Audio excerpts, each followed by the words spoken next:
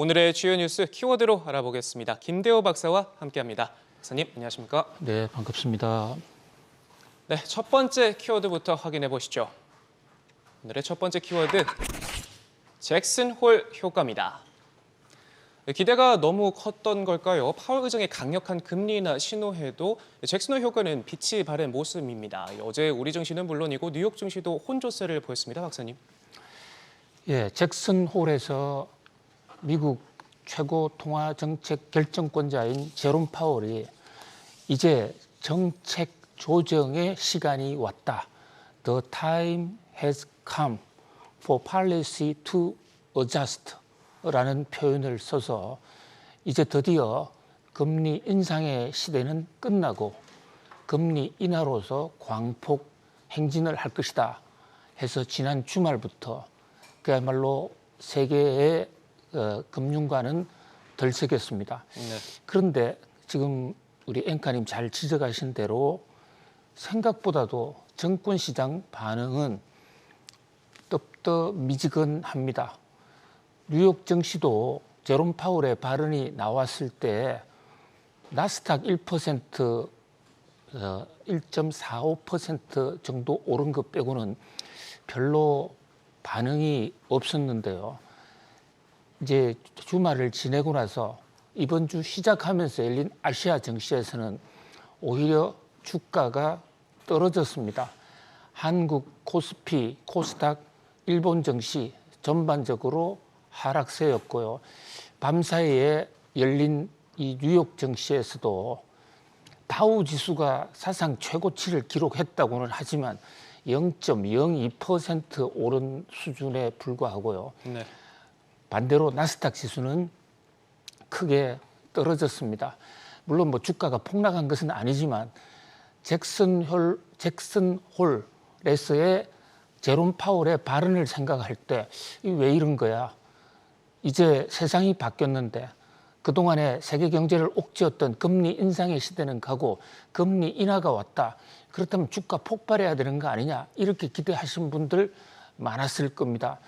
그런데 뭐 시장은 그렇게 큰 반응을 보이지 않았습니다. 한마디로 잭슨 홀 효과가 뭐 크게 없었다. 이렇게 볼 수가 있는데요. 자, 이거 왜 이럴까? 우선 첫 번째로 지적할 수 있는 것은 그동안의 금리 인하에 대한 시장의 기대가 1년 전부터 계속해서 증권시장에 반영이 되어 왔었습니다.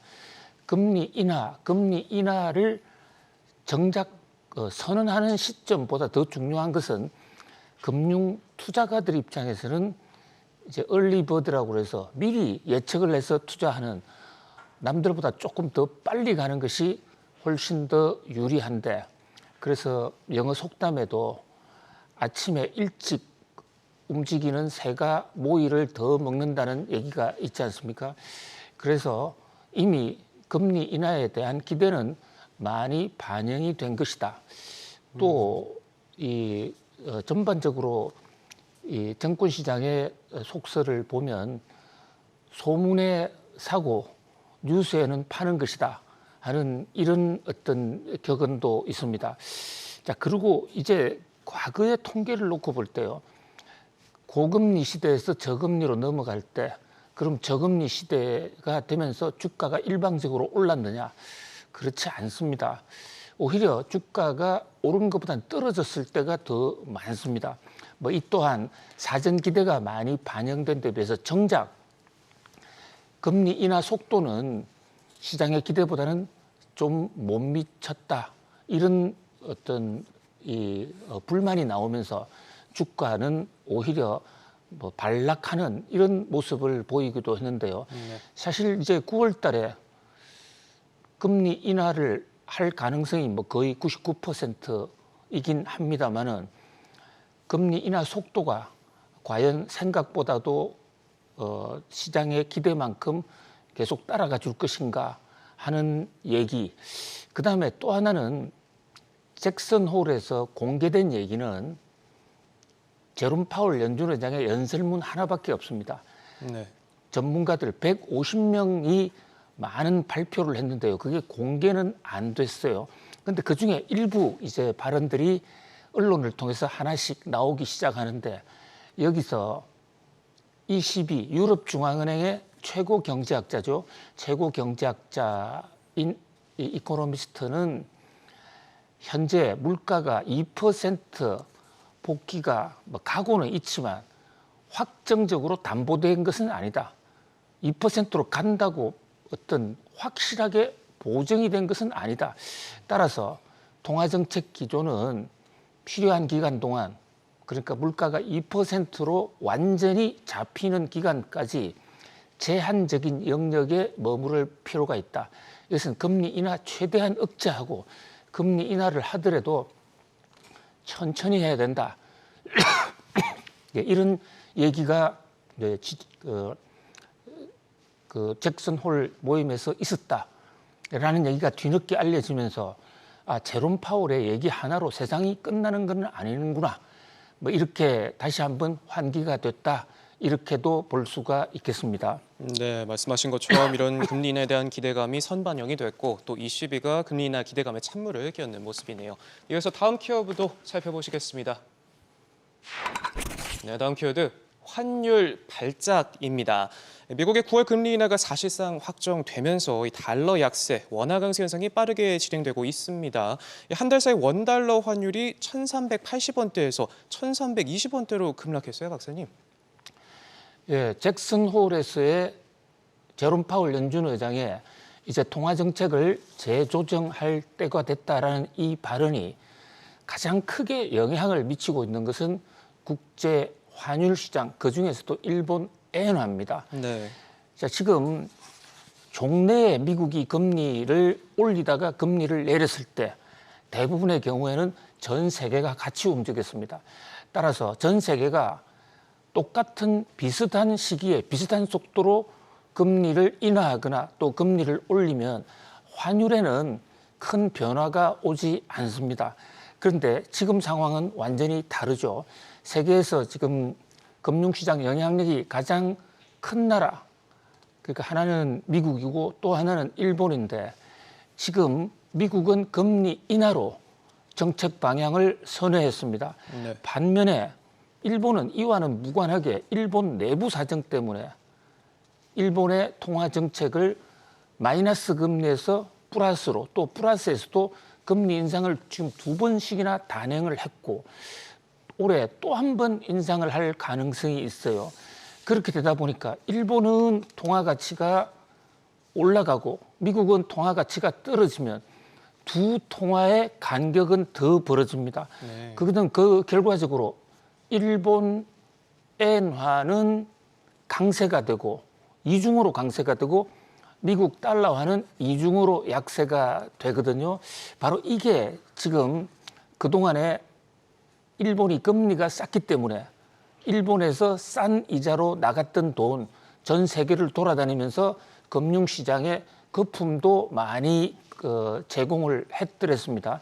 이것을 흔히 우리가 엔 캐리 트레이드, 엔을 들고 전 세계로 나가서 투자했다 해서 엔 캐리 트레이드라고 그러는데 일본 엔화가 강세가 이미 됐고 또 강세가 추가로 될 것으로 보이기 때문에 그때 일본의 엔화 대출을 해서 전 세계로 돌아다녔던 그 돈 이제는 일본으로 돌아갈 때가 됐습니다. 최근에 뉴욕 증시가 한번 휘청한 것도 바로 엔캐리 트레이드의 청산 때문인데 네. 이번에 제롬 파월 연준 의장이 미국의 통화 정책 조정의 시간이 왔다라고 하니까 아니라 다를까 일본 엔화 환율이 또 강세를 보이고 엔캐리의 청산도 뭐 그렇게 숫자는 많지는 않았습니다만은 그런 조짐을 보이면서 일본에서의 주가가 상당히 많이 떨어졌습니다. 왜 엔캐리 청산이 되면 일본 주가가 떨어지느냐? 일본으로 돈이 몰려오면 단기간에는 좋은 것 같습니다만 일본의 증권 시장의 주력 기업들이 토요타를 비롯한 대부분의 수출 기업들인데 이 수출 기업들 입장에서는 일본의 그동안의 엔화 가치가 약세였기 때문에 일본의 환율이 높았기 때문에 그 환율 덕을 엄청나게 많이 봐서 수출이 늘어났더랬습니다. 그런데 이제 그 효과가 거꾸로 일본 엔화가 강세가 되면 일본의 수출은 줄어들게 됩니다. 그 유명한 1985년 프라자 협상, 당시에도 일본이 잘 나가다가 미국과의 협상을 통해서 일본 엔화를 강세로 만들면서 일본이 덜커덩했고 그때로부터 일본의 잃어버린 30년이 왔다라는 이런 지적도 있는데요. 물론 그때만큼은 아니겠지만 일본의 정권 시장 입장에서는 아주 폭발적인 성장을 하던 시대는 끝났다. 특히 일본의 수출 기업들이 약세가 될 것이다. 라는 이런 이제 전망이 나오고 그 결과 금융시장에서도 실제로 일본 증시가 위축이 되고 있습니다. 미국의 달러화는요, 달러화 시세를 측정을 할 때 일본 엔화와 유로화, 뭐 캐나다 달러 이런 통화권의 서로의 상관관계를 따져서 계산을 합니다. 이게 밤사이에 미국 달러 인덱스가 100, 100까지 지금 떨어졌습니다. 한때 110까지 갔던 건데 그 얘기는 미국의 달러 가치가 떨어졌다. 그러면 그렇게 이제 그 계산이 된 형성이 된 미국 달러는 우리나라 환율에도 영향을 줍니다. 그래서 우리나라 지금 원화 환율도 상당히 빠른 속도로 우리 원화가 강세가 되고 있죠. 원화가 강세가 되면 좋은 점도 많습니다. 우선 물가를 잡는데, 수입 물가 잡는데 굉장히 도움이 될 겁니다. 그래서 원달러 환율이 한 달 새 40원 뚝 떨어졌는데 저것은 앞으로 한 달 후 또는 두 달 후에 우리 물가를 2%대로 안쪽으로 떨어뜨릴 2% 초반으로 떨어뜨릴 것입니다. 또 이 석유로 하늘을 달리는 항공사, 그밖에 포스코 같이 철강 수입이 많은 이런 데서는 수지가 굉장히 개선될 겁니다. 그래서 이것을 환율의 수혜주라고도 볼 수가 있는데요. 반대로 환율 피해주도 있습니다. 대표적으로 현대차인데요. 네. 현대차 자동차 수출 그동안에 환율 덕을 많이 봤습니다. 이제 우리나라 수출 기업들 반도체도 좀 떨어졌어요. 뭐 이런 것도 이제 환율이 급변하면서 환율의 발작이라는 게 예상보다 훨씬 더 빨리 움직인다 이런데 우리나라 정권 시장에서 어저께 코스피가 떨어진 가장 핵심적인 요인은 외국인들이 빠져나갔습니다. 환율이 조금씩 오르면 외국인들이 더 들어오는 요인도 있는데 갑자기 많이 오르면 이식 매물이 나오기 때문에 외국인들이 한꺼번에 빠져나가는, 그래서 4,689억 원이나 순매도가 생겼고 삼성전자가 떨어졌는데요. 아무튼 이 잭슨홀과는 이렇게 다양하게 희비 쌍곡선으로 한쪽만 반드시 좋아지고 뜨거워지는 것이 아니라 플러스 마이너스를 동시에 수반한다. 이 대목을 같이 좀 상기할 필요가 있겠습니다. 네, 꼭 풍선 효과 같네요. 이 짚어주신 환율 움직임 예의주시하셔야겠습니다. 네, 이어서 다음 키워드도 확인해 보시죠. 네, 다음 키워드 웨스팅하우스 목리입니다. 이 미국 원전 업체죠. 웨스팅하우스가 팀 코리아의 체코 원자력 발전소 수주에 문제가 있다면서 이 체코 정부에 직접 문제를 제기했습니다.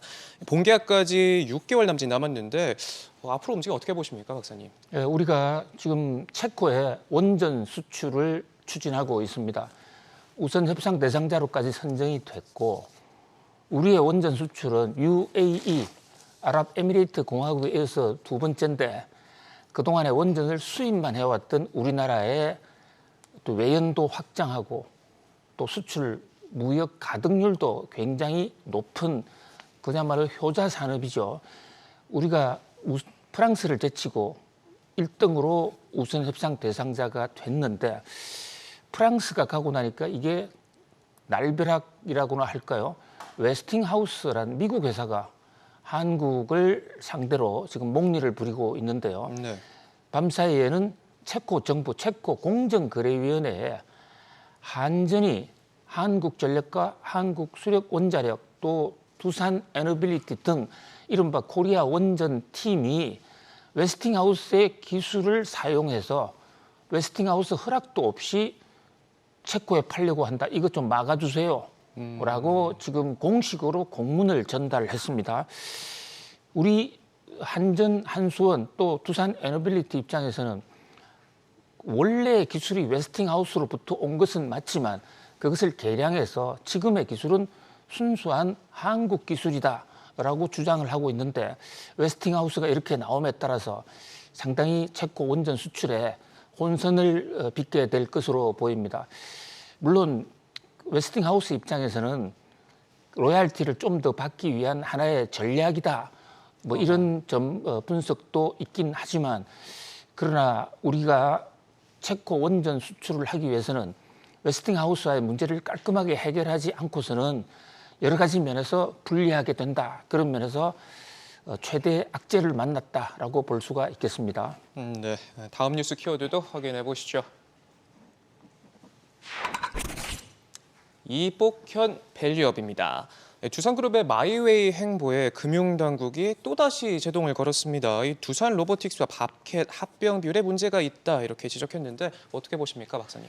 예, 사실 지금 우리나라 기업들이 인수, 흡수, 합병을 하면서 합병 비율을 일반 소액주주들에게는 불리하게 그리고 자신인 대주주에게는 유리하게 조작한다. 이것이 한국의 기업 가치를 떨어뜨리는 밸류업을 제외하는 요인이다. 오래전부터 지적이 되어 왔습니다. 그 대표적인 예가 삼성 물산과 또 그 당시에 그 관련 회사를 합병을 하면서 합병 비율을 이재용 회장 측에게 유리하게 적용했다 해서 국정농단 사건으로 오랫동안 재판을 해왔고 지금도 그 재판이 완전히 끝나지 않은 상태인데요. 이번에는 이제 두산입니다. 두산이 잘 나가던 밥캣을 공중분해시켜버리고 그것을 두산 에너빌리티에서 빼서 두산 로보틱스에 갖다 집어넣는 이런 방식인데 여기에 대해서 금융감독원이 벌써 두 번째 그 합병 공고를 다시 내라. 이 금융감독원의 합병 이 신고서가 수리되지 않으면 합병 절차는 진행이 될 수 없습니다.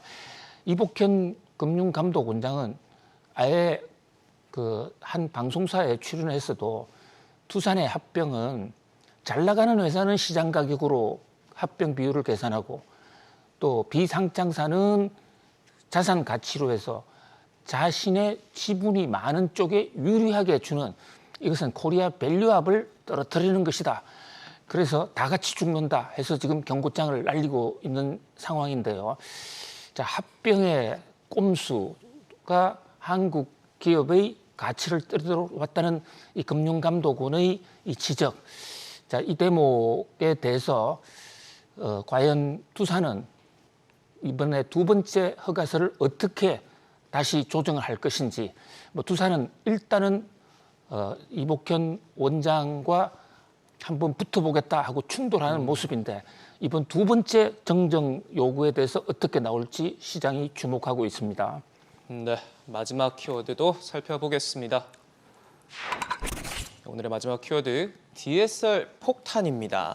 금융당국이 총부채 원리금 상환 비율이죠. DSR 적용 범위를 확대한다고 밝히면서 전세 대출 DSR 가능성이 부상하고 있는데요. 결국은 저소득층부터 영향을 받게 되겠죠, 박사님. 9월 1일부터 은행의 대출 환경이 많이 바뀝니다. 이른바 이제 2단계 스트레스 DSR을 시행을 하는데요. DSR 용어가 어려운데 뭐 간단하게 말씀 올리면 데트 서비스 레이시오라고 해서 대출 한도를 이제 정하는 건데 소득에 따라서 소득이 많은 사람에게는 대출 한도를 좀 많이 주고 소득이 없는 사람에게는 대출 한도를 적게 주는 것입니다. 이건 나중에 갚아갈 때 소득이 있는 사람들은 연체 가능성이 없기 때문에 뭐 전 세계가 채택하고 있는 방식인데요. 원래 7월 달부터 시행하려다 그러다가 자영업자를 생각해서 9월 달로 좀 늦춰준 겁니다. 사실 저거 늦춰준 것 때문에 금융기관 창구에서는 7월부터 대출 수요가 엄청나게 늘어나는 그런 어떤 역작용도 생겼습니다. 그런데 이제 9월 달부터 이게 시행이 되면 대출 한도가 뭐 상당히 줄어들, 그래서 부동산 경기에도 좀 안정화되지 않을까 이런 기대를 낳고 있다 이렇게 볼 수 있겠습니다. 네, 오늘 총 5가지 키워드들 짚어봤는데요. 다시 한번 보겠습니다. 잭슨홀 효과, 환율 발작, 웨스팅하우스 목리, 이복현 밸류업, DSR 폭탄까지 짚어봤습니다. 박사님, 오늘도 감사합니다. 고맙습니다.